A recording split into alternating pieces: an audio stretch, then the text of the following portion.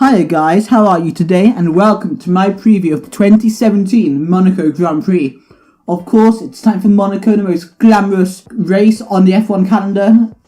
Probably the one that's most hype about, most excitement about. So let's get into this preview. So, of course, 2016 Grand Prix, one of the most exciting races in 2016, I would say.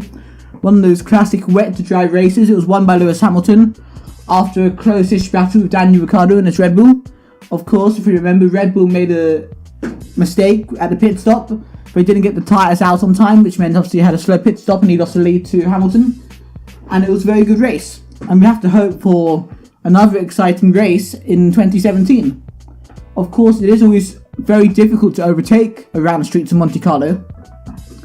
And I'm guessing with the newer, wider cars, it could be even harder to overtake.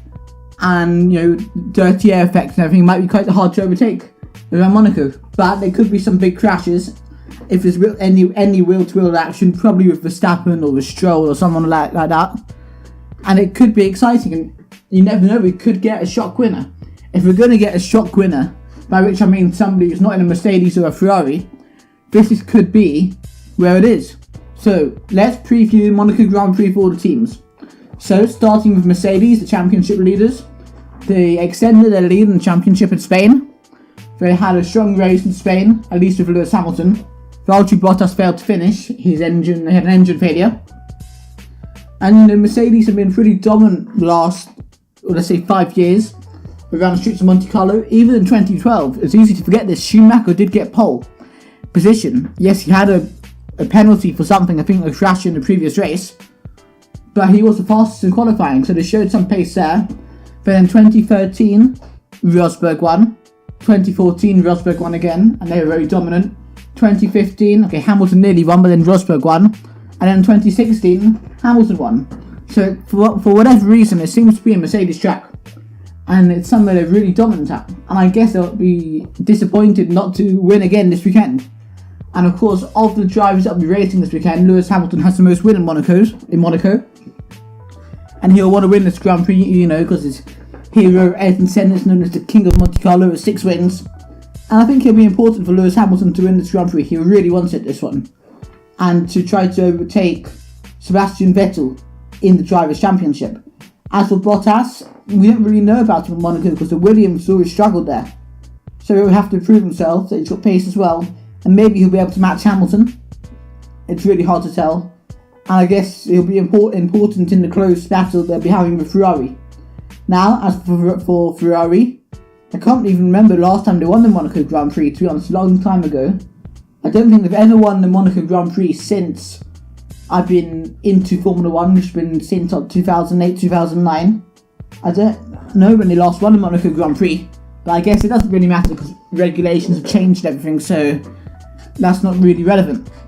And again, they've had a strong start to the season, and they'll be hoping to try to beat Mercedes here and get another win. Maybe Sebastian Vettel or Kimi Raikkonen. Kimi Raikkonen, of course, if he's going to seriously mount, a title challenge to get the title from Rosberg, and you beat Vettel and beat Hamilton, beat Bottas, he has to win soon. And I guess this could be his weekend to do it. And maybe when I'm talking about shock winners, that sort of counts, because he hasn't won yet this season. He hasn't really been close to winning. So maybe Kimi Raikkonen can win this weekend, which would be great for the sport, great for his confidence, great for Ferrari. I would like to see a Ferrari win, actually, because they haven't won in Monaco for ages, and they're meant to be the main team in F1, and Monaco's the main track, I would say. So it'd be pretty cool if Ferrari could win. Now, Red Bull, I don't know, I reckon they might be closer this weekend because they've got the best drivers, and Monaco is really a driver circuit, and the straights aren't as long. So I reckon they will be closer. Maybe if they're going to challenge for a podium, seriously, based on pace, this could be a place for them to do it. Max Verstappen has generally struggled at the Monaco Grand Prix. He didn't finish in 2015 or 2016. Can you remember his crash? Was it with Romain Grosjean at turn 1 in 2015? And then I think he crashed in the wet last year in 2016. So Max Verstappen's aim will be to finish the race, ideally on the podium or something, and they'll be really pushing forward. And I want Red Bull to get into the title battle. I don't think they're fast enough yet, but Monaco is a place where they can do it because it's a driver's circuit. There's no real long straights. I don't think they'll be so far off the pace. It could be exciting. As for Force India, they'll be hoping to continue their very strong start to the season. Consistently getting points. I think Perez, I've been really impressed by Esteban Ocon particularly. I've always liked Perez, and I guess Ocon has been showing his good pace as well. And again, if a lower team is going to get a podium this season, it could be Force India in Monaco. I'm not going to quite put down my predictions at the end of the video, but I reckon Force India could do pretty well this weekend. Toro Rosso, again, all of these type of teams could do really well this weekend. I don't know if they'll win, but they could get on the podium or something. Seriously, I know that's a bit far-fetched. I generally think Toro Rosso could get some good points this weekend. Sainz and Kvyat.